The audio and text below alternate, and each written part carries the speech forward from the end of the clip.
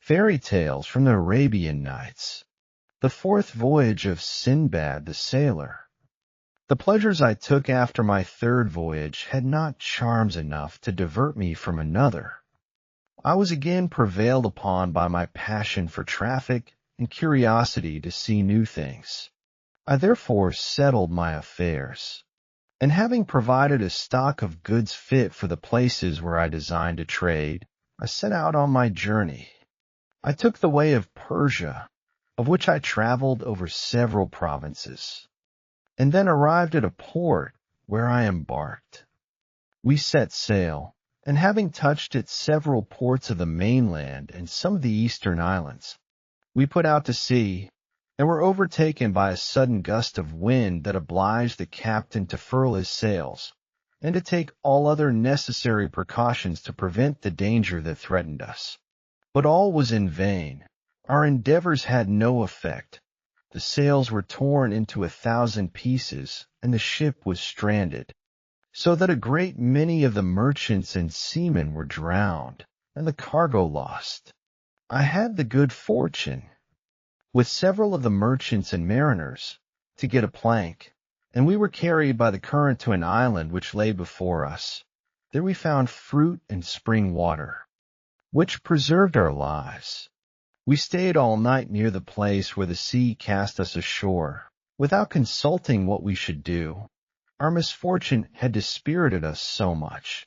Next morning, as soon as the sun was up, we walked from the shore, and advancing into the island, saw some houses, to which we went, and as soon as we came thither, we were encompassed by a great number of black men, who seized us, shared us among them, and carried us to their respective habitations. I and 5 of my comrades were carried to one place. They made us sit down immediately, and gave us a certain herb, which they made signs to us to eat. My comrades, not taking notice that the black men ate none of it themselves, consulted only the satisfying of their own hunger, and fell to eating with greediness. But I, suspecting some trick, would not so much as taste it, which happened well for me, for in a little time I perceived my companions had lost their senses, and that when they spoke to me, they knew not what they said. The black men fed us afterwards with rice, prepared with oil of coconuts, and my comrades, who had lost their reason, ate of it greedily. I ate of it also, but very sparingly. The black men gave us that herb at first on purpose to deprive us of our senses, that we might not be aware of the sad destiny prepared for us, and they gave us rice on purpose to fatten us, for, being cannibals, their design was to eat us as soon as we grew fat. They did accordingly eat my comrades, who were not aware of their condition, but my senses being entire, you may easily guess that instead of growing fat, as the rest did, I grew leaner every day. The fear of death under which I labored turned all my food into poison. I fell into a languishing illness which proved my safety, for the black men having killed and eaten up my companions, seeing me to be withered, lean, and sick, deferred my death till another time.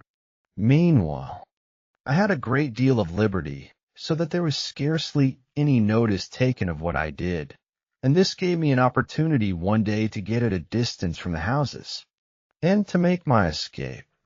An old man who saw me and suspected my design called to me as loud as he could to return, but instead of obeying him, I redoubled my pace and quickly got out of sight. At that time there was none but the old man about the houses, the rest being away, and not to come home till night, which was pretty usual with them. Therefore, being sure that they could not come in time to pursue me, I went on till night, when I stopped to rest a little, and to eat some of the provisions I had taken care to bring. But I speedily set forward again, and traveled 7 days, avoiding those places which seemed to be inhabited, and living for the most part upon coconuts, which served me for both meat and drink. On the 8th day I came near the sea, and all of a sudden saw white people like myself, gathering pepper, of which there was great plenty in that place. This I took to be a good omen, and went to them without any scruple. The people who gathered pepper came to meet me as soon as they saw me, and asked me in Arabic who I was, and whence I came.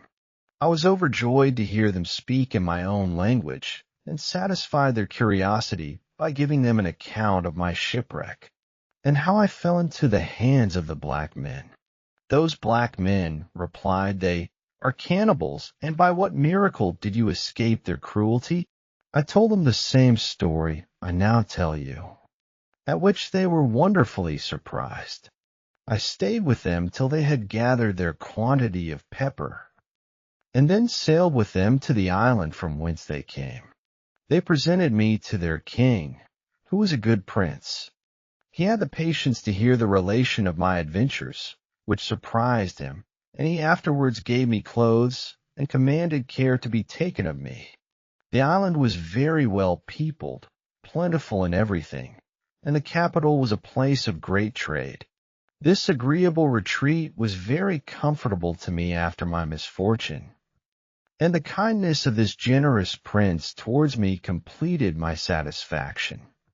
In a word, there was not a person more in favor with him than myself, and in consequence every man in court and city sought to oblige me, so that in a very little time I was looked upon rather as a native than a stranger. I observed one thing which to me appeared very extraordinary.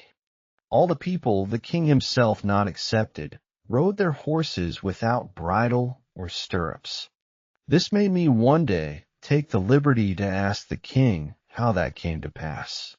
His Majesty answered that I talked to him of things which nobody knew the use of in his dominions. I went immediately to a workman and gave him a model for making the stock of a saddle. When that was done, I covered it myself with velvet and leather, and embroidered it with gold. I afterwards went to a locksmith, who made me a bridle according to the pattern I showed him, and then he made me also some stirrups. When I had all things completed, I presented them to the king, and put them upon one of his horses. His Majesty mounted immediately, and was so pleased with them, that he testified his satisfaction by large presents to me. I could not avoid making several others for his ministers and the principal officers of his household, who all of them made me presents that enriched me in a little time. I also made some for the people of best quality in the city, which gained me great reputation and regard. As I paid court very constantly to the king, he said to me one day, Sinbad, I love thee, and all my subjects who know thee treat thee according to my example. I have one thing to demand of thee, which thou must grant. Sir, answered I, there is nothing but I will do, as a mark of my obedience to your Majesty, whose power over me is absolute. I have a mind thou shouldst marry, replied he, that so thou mayst stay in my dominion, and think no more of thy own country. I dared not resist the prince's will, and so he gave me one of the ladies of his court, a noble, beautiful, and rich lady. The ceremonies of marriage being over, I went and dwelt with the lady, and for some time we lived together in perfect harmony. I was not, however, very well satisfied with my condition, and therefore designed to make my escape on the first occasion, and to return to Baghdad, which my present settlement, how advantageous soever, could not make me forget. While I was thinking on this, the wife of one of my neighbors, with whom I had contracted a very close friendship, fell sick and died. I went to see and comfort him in his affliction, and finding him swallowed up with sorrow, I said to him as soon as I saw him, God preserve you and grant you a long life. Alas, replied he, how do you think I should obtain that favor you wish me? I have not above an hour to live. Pray, said I, do not entertain such a melancholy thought. I hope it will not be so, but that I shall enjoy your company for many years. I wish you, said he, a long life, But for me my days are at an end, for I must be buried this day with my wife. This is a law which our ancestors established in this island, and always observed inviolably. The living husband is interred with the dead wife, and the living wife with the dead husband. Nothing can save me. Everyone must submit to this law. While he was entertaining me with an account of this barbarous custom, the very hearing of which frightened me cruelly, his kindred, friends, and neighbors came in a body to assist at the funerals. They put on the corpse the woman's richest apparel, as if it had been her wedding day, and dressed her with all her jewels. Then they put her into an open coffin, and lifting it up, began their march to the place of burial. The husband walked at the head of the company and followed the corpse. They went up to a high mountain, and when they came thither, took up a great stone, which covered the mouth of a very deep pit, and let down the corpse with all its apparel and jewels. Then the husband, embracing his kindred and friends, suffered himself to be put into another open coffin without resistance, with a pot of water, and 7 little loaves, and was let down in the same manner as they let down his wife. The mountain was pretty long, and reached to the sea. The ceremony being over, they covered the hole again with the stone, and returned. It is needless to say that I was the only melancholy spectator of this funeral, whereas the rest were scarcely moved at it. The practice was so customary to them. I could not forbear speaking my thoughts on this matter to the king. "Sir," said I cannot but wonder at the strange custom in this country of burying the living with the dead. I have been a great traveler, and seen many countries, but never heard of so cruel a law." "What do you mean?" "Sinbad," said the king, "it is a common law. I shall be interred with the queen, my wife, if she die first." "But, sir," said I, "may I presume to ask your majesty if strangers be obliged to observe this law?" "Without doubt," replied the king, smiling at my question. "They are not exempted if they are married in this island." I went home very melancholy at this answer, for the fear of my wife dying first, and my being interred alive with her, occasioned me very mortifying reflections. But there was no remedy. I must have patience and submit to the will of God. I trembled, however, at every little indisposition of my wife. But alas! In a little time my fears came upon me all at once, for she fell ill and died in a few days. You may judge of my sorrow. To be interred alive seemed to me as deplorable an end as to be devoured by cannibals. But I must submit. The king and all his court would honor the funeral with their presence, and the most considerable people of the city would do the like. When all was ready for the ceremony, the corpse was put into a coffin, with all her jewels and magnificent apparel. The cavalcade began, and as second actor in this doleful tragedy, I went next to the corpse, with my eyes full of tears, bewailing my deplorable fate. Before I came to the mountain, I addressed myself to the king, in the first place, and then to all those who were round me, and bowing before them to the earth to kiss the border of their garments, I prayed them to have compassion upon me. "Consider," said I, "that I am a stranger, and ought not to be subject to this rigorous law, and that I have another wife and child in my own country." It was to no purpose for me to speak thus. No soul was moved at it. On the contrary, they made haste to let down my wife's corpse into the pit, and put me down the next moment in an open coffin, with a vessel full of water and 7 loaves. In short, the fatal ceremony being performed, they covered up the mouth of the pit, notwithstanding the excess of my grief and my lamentable cries.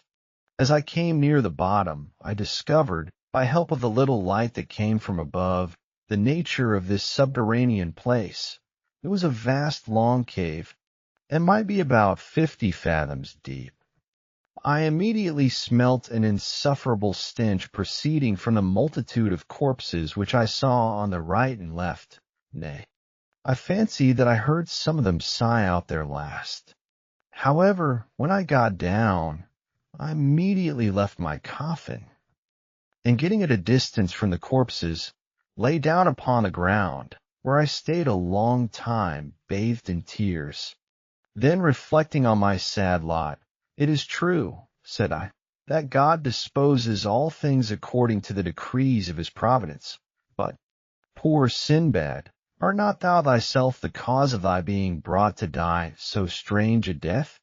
Would to God thou hadst perished in some of those tempests which thou hast escaped. Then thy death had not been so lingering and terrible in all its circumstances.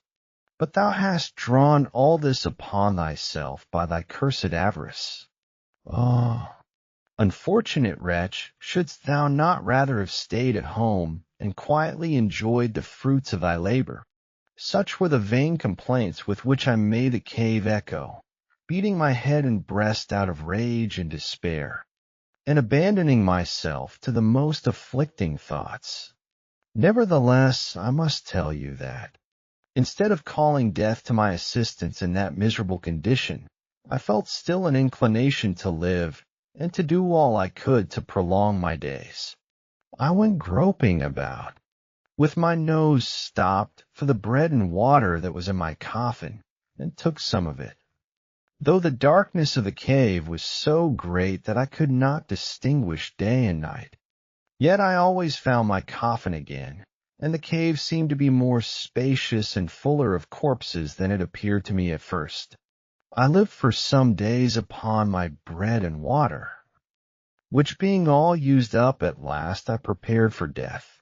As I was thinking of death, I heard something walking, and blowing or panting as it walked. I advanced towards that side from whence I heard the noise, and upon my approach the thing puffed and blew harder, as if it had been running away from me. I followed the noise, and the thing seemed to stop sometimes, but always fled and blew as I approached. I followed it so long and so far that at last I perceived a light resembling a star. I went on towards that light, and sometimes lost sight of it, but always found it again, and at last discovered that it came through a hole in the rock large enough for a man to get out at. Upon this, I stopped some time to rest myself, being much fatigued with pursuing this discovery so fast. Afterwards, coming up to the hole, I went out at it, and found myself upon the shore of the sea. I leave you to guess the excess of my joy. It was such that I could scarce persuade myself of its being real. But when I had recovered from my surprise, and was convinced of the truth of the matter, I found that the thing which I had followed and heard puff and blow was a creature which came out of the sea, and was accustomed to enter at that hole to feed upon the dead carcasses. I examined the mountain, and perceived it to be situated betwixt the sea and the town, but without any passage or way to communicate with the latter. The rocks on the side of the sea were so rugged and steep.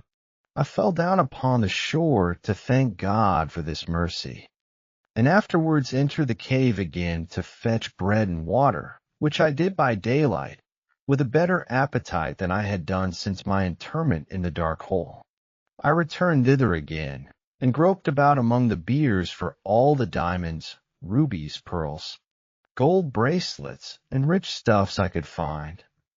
These I brought to the shore, and, tying them up neatly into bales with the cords that let down the coffins, I laid them together upon the bank to wait till some ship passed by, without fear of rain, for it was not then the season.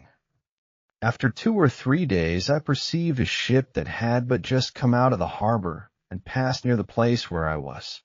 I made a sign with the linen of my turban, and called to them as loud as I could. They heard me, and sent a boat to bring me on board.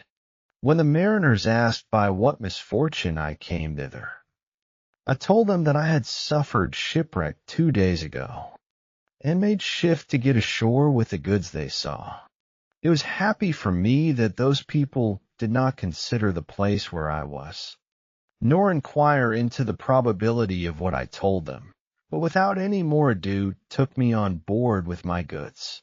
When I came to the ship, the captain was so well pleased to have saved me, and so much taken up with his own affairs, that he also took the story of my pretended shipwreck upon trust, and generously refused some jewels which I offered him. We passed with a regular wind by several islands, among others the one called the Isle of Bells, about 10 days' sail from Serendib, and 6 from that of Kilo, where we landed.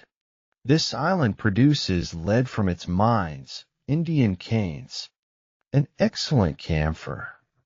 The king of the Isle of Kila is very rich and potent, and the Isle of Bells, which is about 2 days' journey in extent, is also subject to him. The inhabitants are so barbarous that they still eat human flesh. After we had finished our commerce in that island, we put to sea again, and touched at several other ports. At last I arrived happily at Baghdad with infinite riches, of which it is needless to trouble you with a detail. Out of thankfulness to God for his mercies, I gave great alms for the support of several mosques, and for the subsistence of the poor, and employed myself wholly in enjoying the society of my kindred and friends, and in making merry with them.